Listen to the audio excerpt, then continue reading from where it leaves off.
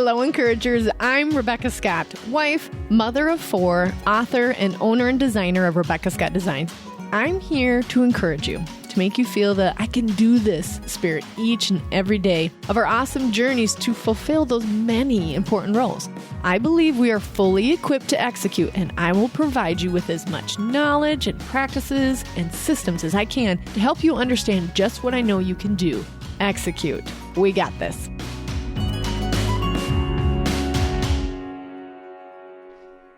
Hello, encouragers. We made it.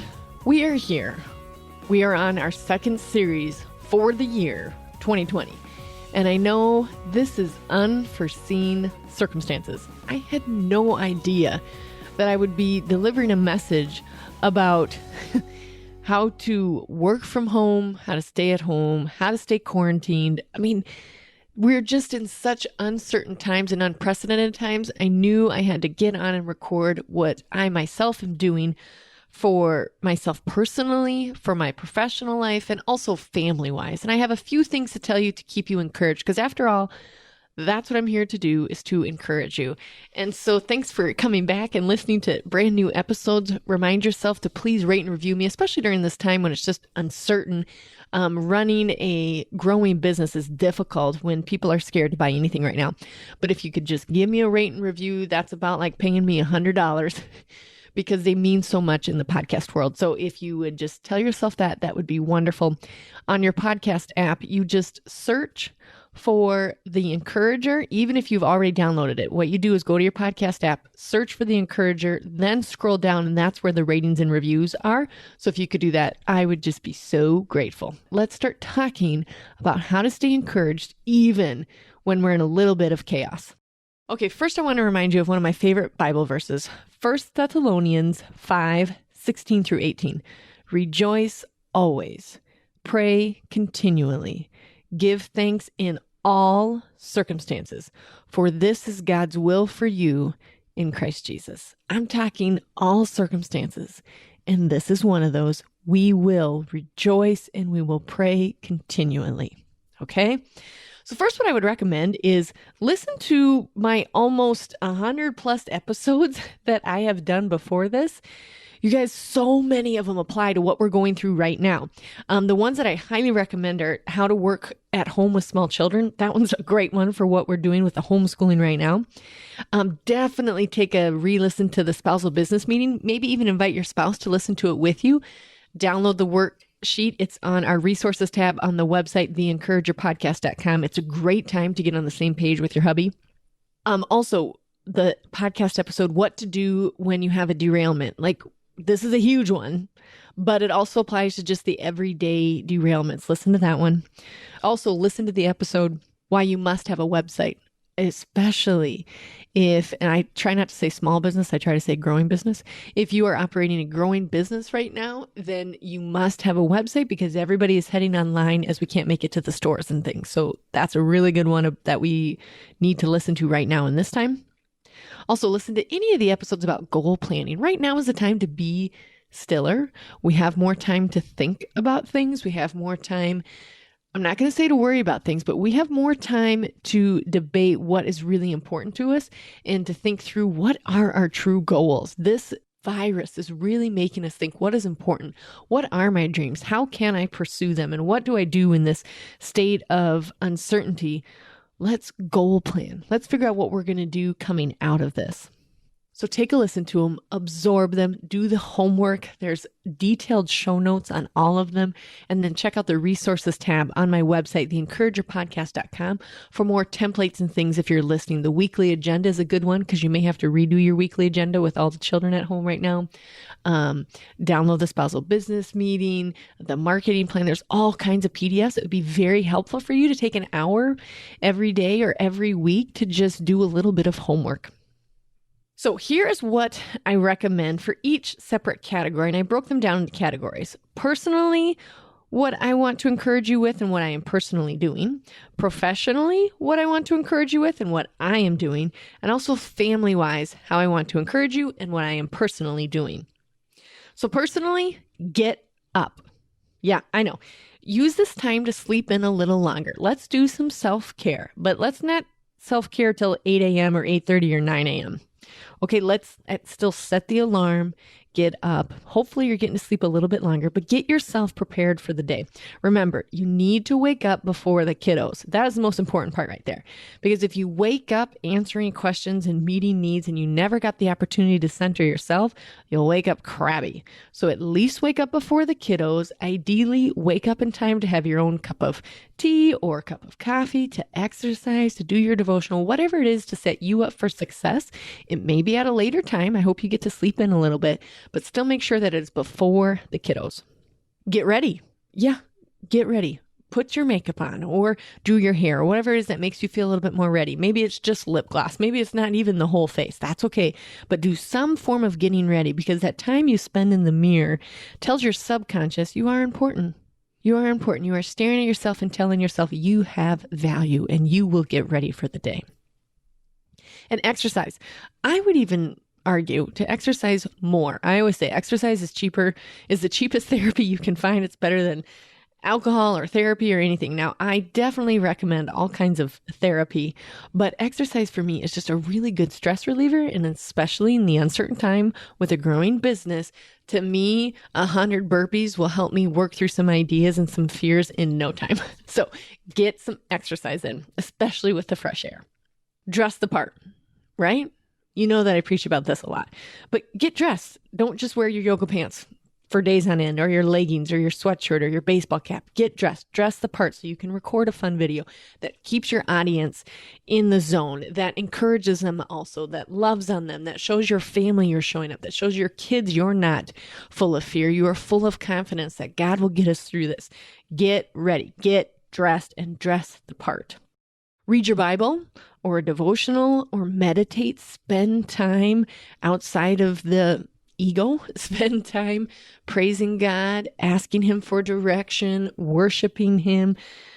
Even if you have to skip the getting ready part, like you're still like, Becca, I'm not going to wear normal clothes. I'm not going to do my face and makeup or whatever. Fine. But please spend some time centering yourself with prayer, reading your Bible, doing your devotional. Don't skip this one. Make sure that you're connecting with Him. Then I do recommend going to get ready. But if you must, make sure you prioritize the devotional time. So what am I personally doing?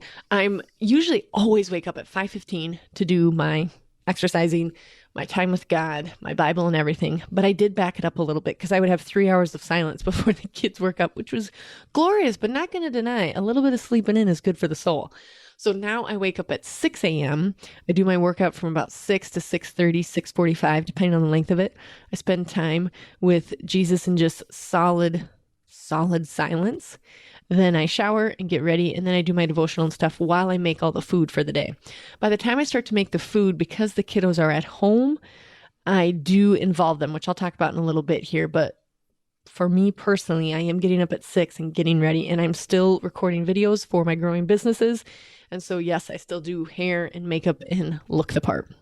And I do feel better doing that. And the days where I don't have to record videos and I slack off a little bit, I can feel it in my workload as well. I slump when I'm in my office chair. I go to sit down quicker. All of those things affect me. So I have to play the part every day for me to stay as driven as I know I am. Okay, so professionally, what would I encourage you to do? First, set some new goals. You may need to reevaluate how quarter one went and how quarter two will go. And if I just lost you by saying quarters, hang with me, you guys. I'm just talking about 3-month blocks. What I want you to do is just get a new perspective on the goals. You may need to narrow the goals a little bit, switch directions with them. I just want them to be a little bit more achievable this time. So take time to sit. I am talking about 1 to 3 hours. Think through the numbers. Think about the fallout of what happened. How can you keep this up? How can you switch directions? How can you set a goal that will be attainable and not as much of a stretch goal? Sometimes we do need a stretch goal, but in this period, because things are so uncertain and a lot of it is out of our control, let's set a consistent goal and an achievable goal for little wins that will be big wins in our self-esteem and in our business. Ask yourself, is this business model working?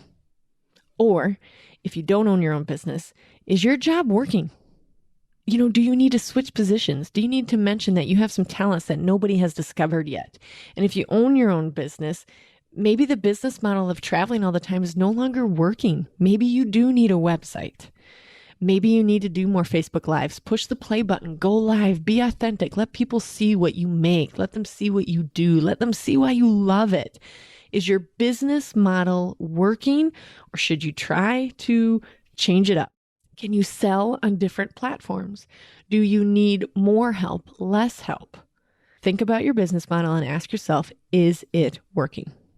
Get to making or sourcing, meaning design something new or offer a new service that you've always been meaning to do but didn't have the resources or the time to research it. You can always do something at 1%. So even if you make a new design and you say, I don't have enough supplies to buy it, try it at just 1%. Make a sample version of it. And then dream about what the things are that you need to buy to make the rest of whatever it is. Same with trying a new project or a new service. How could you do it at 1% just to afford it right now? Or goal plan on how you can introduce it in 6 months' time. I know that I personally am looking really hard at these questions. There's never been a better time to do the CEO work. And if you do not have a growing business, but you're managing your family, take a look. Are you doing a good job? Are you being the best CEO you can possibly be for your business or for your home? How can you be better and get out of this low and get out of this uncertainty? How can you be the best version of this? How can you plan for a time like this? Do you need to save a little bit extra? Yeah. Do you need to plan a little bit better? Do you need to really hone in on efficiencies of your business or of your home? How can you do things better? This is no better time for us to really look strongly at, are we being the best CEOs for our companies that we can possibly be? Blocking. Especially with small children at home, you must block your time out. Now, I have multiple podcasts recording on this, and if you take my course, I teach this exclusively to each individual member, and we work out for them personally what it means, because it is different for everybody, but it's like gold to anybody working from home. Start with timing yourself with your tasks that you're doing through the day, even with the homework involved, even with the homeschooling. Time how long it takes you to do things. How long does it take you to do the laundry? How long does it take you to do the homework? How long does it take you to clean the house up after the day? How long does it take you to make that thing, to do that service? How long does it take you to prep the meals? I want you to time everything. Write it down in a notebook. This is so that you have a reference point of how long things are, and then you can block them in. I know, seems tedious, but it will change your life. I love when we go through this in our master course, how many of them are like, what a simple step, tedious step, but how much it has drastically changed how much I can get done. Because the truth is we're overwhelmed when we have to unload the dishwasher, do the dishes, and make supper. And we're like, how am I ever going to get it done? Well, you've never timed how long it actually takes. So your brain is so uncertain and full of fear. But when it knows it's 4 minutes to do the dishwasher, 30 minutes for supper, and about 12 minutes for the dishes, boom, you just have a block. That's how long it took you. And you don't have to worry about it. So I highly recommend blocking during this time. Also, go back to the frog theory. Do you remember this? Meaning 3 to 4 big things for the day or for the week, depending on how you're doing this. The rest are gravy, meaning do those 3 to 4 things no matter what. That's what you're going to get done that week, no matter what, or that day. And the rest is just gravy if you get to do them. If you set those things first and get those done, you'll have momentum for the other things. But we tend to just do the little things because we feel like we're getting more momentum, and that's not the truth. And we know it because the days that we prioritize, we only had a day left until it was due. We got it done, didn't we? So prioritize 3 to 4 things. We call them the frogs. Eat the frog first. Then the other little things are like gravy.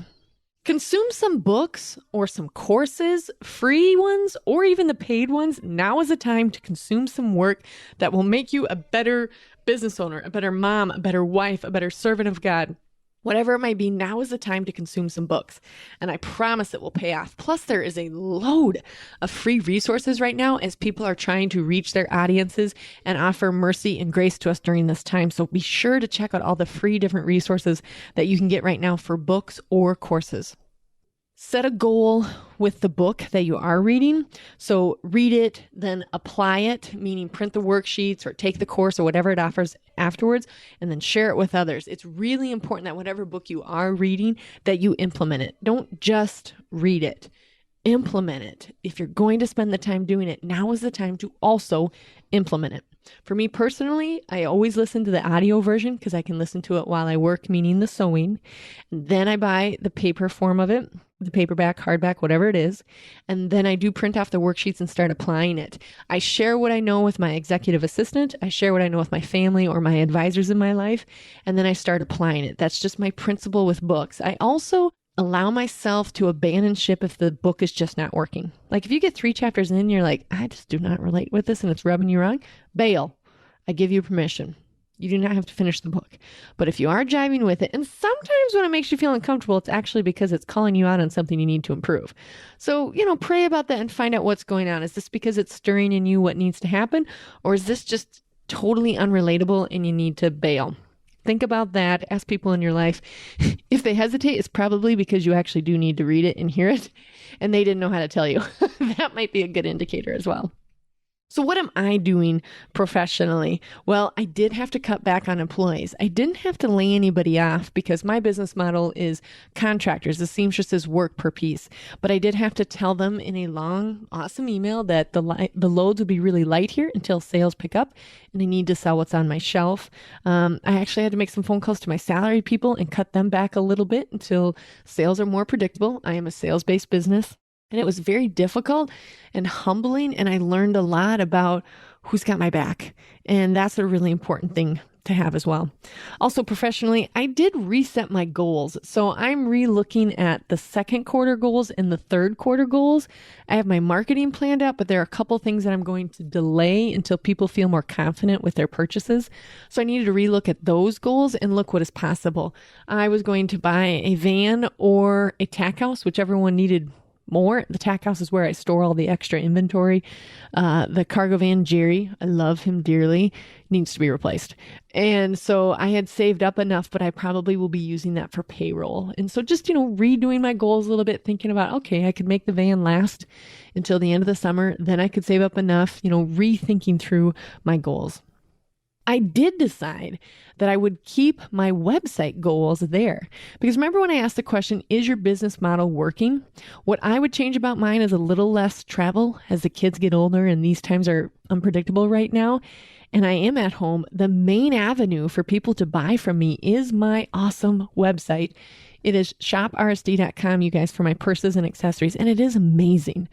And I decided that I would still put money into the programming to change things and make the website the best it can be because it is my awesome vehicle to sales. So I still need to amp up my website and make it the best it can possibly be.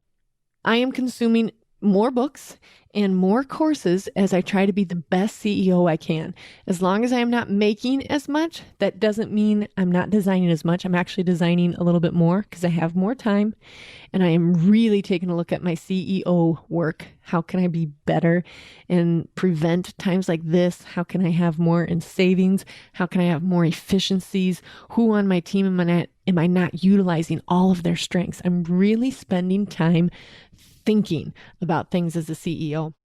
I had to tell you some of my favorite books to read during this time for managing time, for managing your money, for just being the best CEO. First of all, I recommend my own book. My book is called Equipped to Execute, Guiding Moms to Joyfully Impact Family and Business.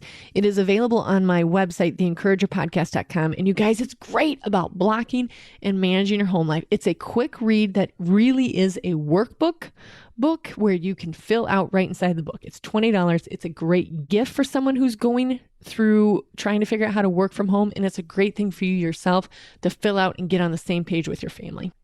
The book Clockwork, I'm just going through currently. I really like it for CEO work. Anything by Dave Ramsey right now is excellent. How to get out of debt, how to prevent things like this, how to have an emergency fund. Anything by him would be a great read right now. The Miracle Equation is a fantastic book as well. Don't worry, we will put these in our show notes so that you've got links if you want to buy these books. Never Lose a Customer Again is an excellent book for right now and how to create lifelong customers. I have done the course and everything. It's fantastic. Another great book that you and your husband should both listen to, or you and your spouse should listen to, is The 3 Big Questions for a Frantic Family. I loved this one. It is so good for family life and also work life. That is by Pat Lencioni, The 3 Big Questions for a Frantic Family. The other great book that I read that was really good for combining goals is The 12-Week Year instead of yearly goals, quarterly goals. This has drastically changed how my team and I operate, and I highly recommend it. So The 12-Week Year. And the final book I recommend is The Big Leap. And this is just really trying to get you in your zone of genius and reminding yourself where you're really, really, really talented in and how to make the most money and to be the most productive with that role and hiring the rest of the roles or knowing where your lane is. So The Big Leap is a great book as well. Okay, family-wise, here's what I would tell you to encourage you. Set up a schedule.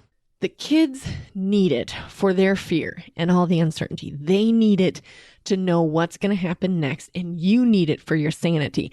Now, it doesn't have to be every 30 minutes we do this or this, but put some markers down on what you will accomplish that day. At between 8 and 9, we have breakfast. Between 12 and 1, we have lunch. Between 1 and 3, it's homework. And chores are around 5. Like, it doesn't have to be every 30 minutes, but have some markers that your kids can depend on when they're starting to feel uncertain, and it will help with your sanity drastically. Involve the kids in chores and food and work if possible. Like, my kids love to do the inventory type stuff, so they will count the zippers for me or the hardware for me. They help sweep the studio. Even though it was my work, they can contribute because I'm contributing to them by buying food. So that's how I explain it to them. They can definitely help with chores. Amp up your chores a little bit. Teach your 5-year-old how to sweep. It can be done. Vixen loves it.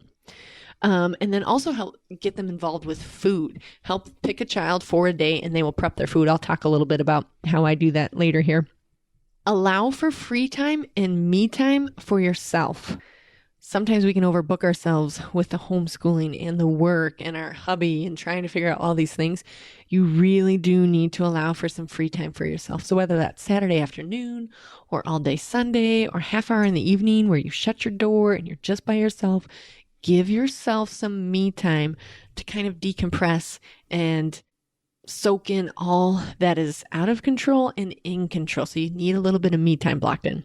Read your devotionals with them. Memorize scripture. There's some really cool things you can be doing family-wise during this time. They've got some really fun family challenges on Instagram. I know about memorizing scripture and things that can be really fun to do with your children. Go for walks or rides or runs. I always say a gravel road will pull emotion out of a kid like nothing else. Hopefully you are near one. If you're in the Midwest, there's always a gravel road nearby. But get out on a gravel road, your child will open up. Or go for a run with them. Go for a walk. Go for a ride on a horse or four-wheeler or whatever that is for you. The gravel road is like magic therapy.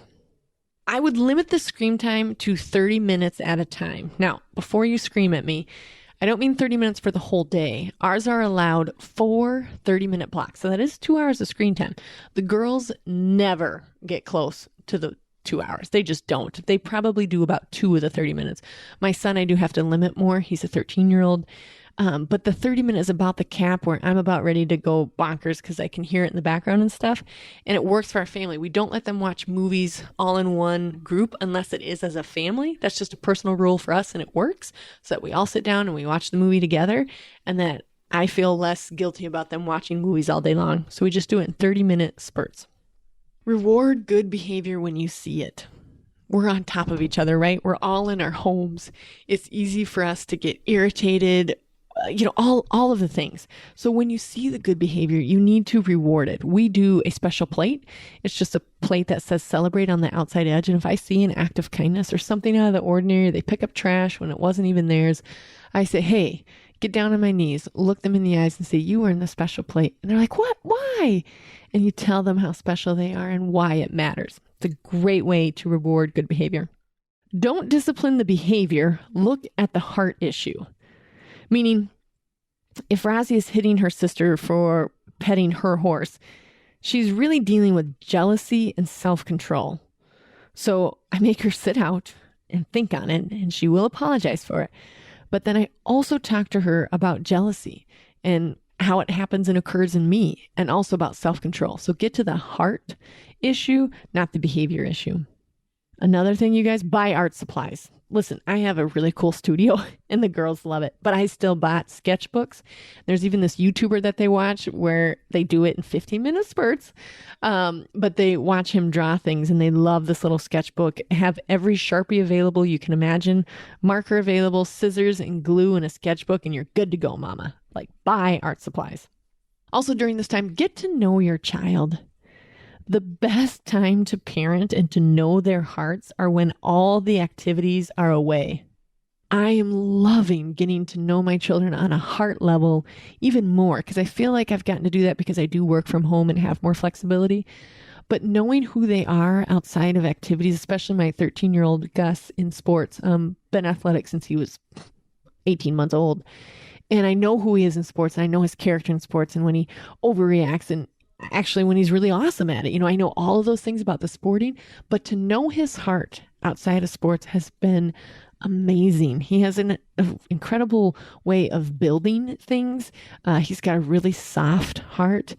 He gets embarrassed easily. So like learning these things about him has just been precious. So try to get to know your children's hearts outside of their activities, outside of them performing.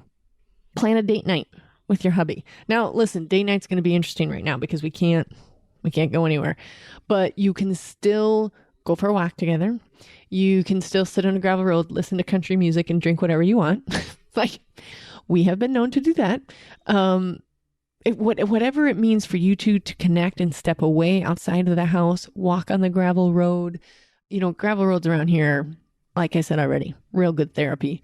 But whatever that is for you, maybe it's just walking around your neighborhood to get the fresh air in, walking the dog, all the things that you can do to connect with, play a board game together, whatever it is that you could do for a date night for you and hubby is still important to prioritize.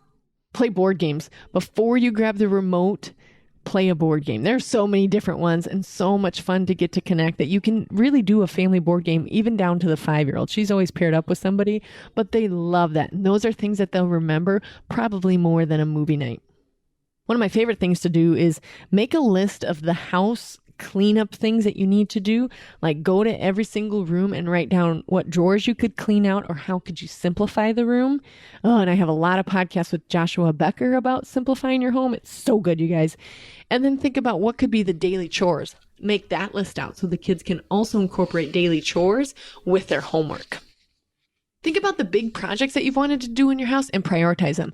We want to build a deck, and we want to change all the carpet downstairs, and we want to buy a new bed set, or all these big projects. Could you prioritize them? Can you number them this time? Wouldn't that be great to be like, nope, we can't do that because that's number 3, and get on the same page there. Also, I already said it, but make sure you're doing the spousal business meeting. It will help you drastically during this time. And budget. Yeah, nobody wanted to hear that word, but you guys, budgeting during this time is so important. Remember what Dave Ramsey says, that a budget will actually give you freedom. It doesn't box you in. It gives you freedom to choose where you're going to put your money. But when you don't know, the money's going everywhere but where it should. So make sure that you're budgeting during this time as well. So what am I doing family-wise? Well, I'm treating it kind of like the summer schedule. That is a podcast I have as well. I believe it's titled Summer Schedule, but that's a great one to listen to. But I'm treating it like it's summer, but we do have homework time. So we start homework at 3 p.m. I'm going to give you permission. You do not need to do homework the moment you wake up. It did not work for me. I tried it. And I was so irritable with them because I needed to get into the studio to talk to all of my staff to figure out that I could not do the homework at 8 a.m. or 9 a.m. I need to do the homework at 3 p.m. And then it all started lining up better. The kids are cooking alongside me. I used to plan out all of my meals by 7:30 a.m. That is backed up a little bit. It's about 8:30 a.m. now. And I pick a child for each day. So Gus is Monday, Iverson is Tuesday, and she helps me. We have pretty much already made breakfast, but she helps me decide. Sometimes, actually, they really aren't involved in the decision process. They're just involved in helping me make it. So she will help me prep the lunch food and make the supper food. So that's all ready to go at 6 p.m. I also am getting to know my children's hearts. That's really important to me during this time outside of activities, is how can I know them better? We are doing date night. Ours just involves a gravel road or a walk, or really like to play sports together. We're both competitive. Working out together is a great date night as well. We are cleaning house, baby. I mean, like, as soon as this blows over, you guys, I'm not going to clean the house for 6 months. Like, I have scrubbed and cleaned every single corner and organized everything you can possibly think of. So I'm going to take a 6-month break after this.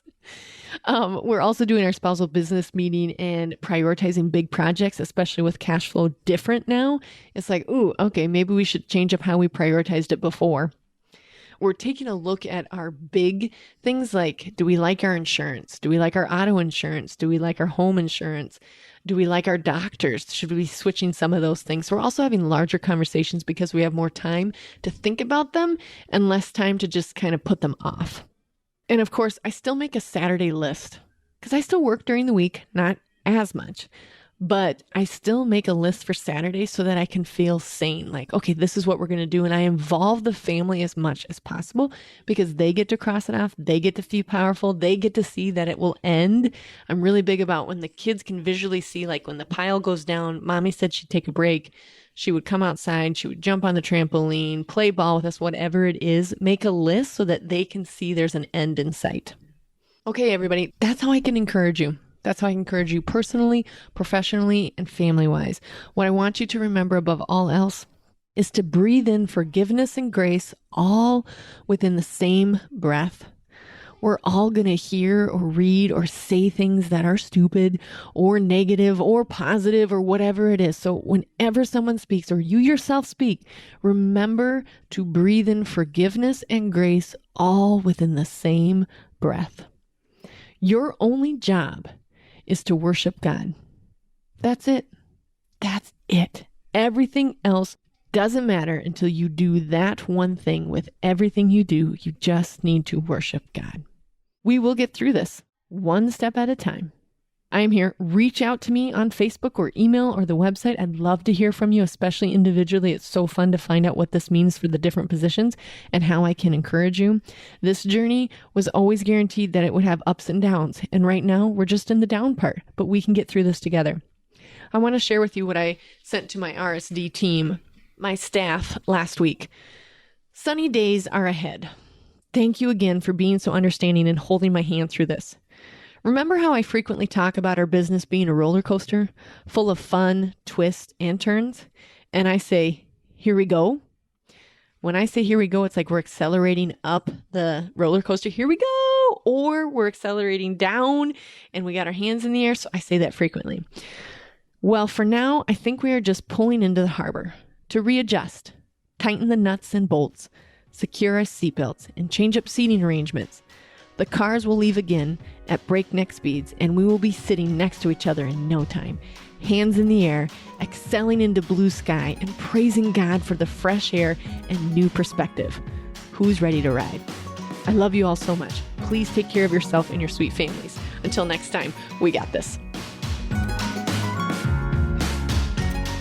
I know how you can start executing on all the things that God has equipped you to do. You can pick up my book at theencouragerpodcast.com and check out the store complete with book, journal, and the master course. Also, make sure to check out the resources tab where you'll get a hold of all the PDFs from the podcast. Thank you for tuning in, Encouragers. Remember to subscribe so it's automatically on your phone. And please rate and review me. We got this, Encouragers.